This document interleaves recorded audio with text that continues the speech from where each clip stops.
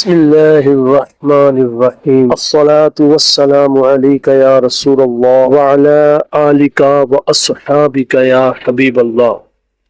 معراج شریف کا انکار کرنا کیسا؟ معراج شریف کے 3 حصے ہیں، ان کا الگ الگ حکم مدرجہ ذیل ہے۔ نمبر 1، مسجد حرام خانہ کعبہ سے مسجد اقصی تک راتوں رات تشریف لے جانا، اس کا انکار کرنا کفر ہے، کیونکہ یہ نص قطعی قرآن کریم سے ثابت ہے اور نص قرآنی کا انکار کرنے والا کافر ہے۔ نمبر 2، زمین سے آسمان اور اس کے اوپر جن بلند مقامات تک اللہ تعالیٰ نے چاہا وہاں تشریف لے جانا، اس کا منکر گمراہ ہے، کیونکہ یہ احادیث مشہورہ سے ثابت ہے اور احادیث مشہورہ کا انکار کرنے والا گمراہ ہے۔ نمبر 3، جنت میں یا عرش پر جانا اخبار احاد سے ثابت ہے، اس کا انکار کرنے والا گناہگار ہے، گمراہ یا کافر نہیں ہے، کیونکہ اخبار احاد کا منکر کا یہی حکم ہے۔ مطلقاً معراج کا انکار کرنے والا بھی کافر ہے، کیونکہ اس نے اس حصے کا بھی انکار کیا جو قرآن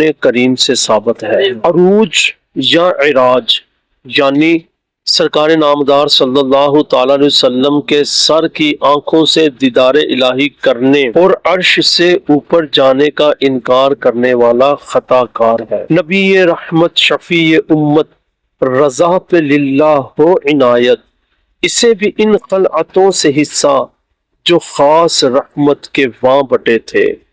شب معراج دیگر کاموں کے ساتھ یہ شعر زیادہ سے زیادہ پڑھنا چاہیے۔ ایک ولی کامل کی تمنا ہے، اس کی برکتیں نصیب ہوں گی انشاءاللہ عز و جل۔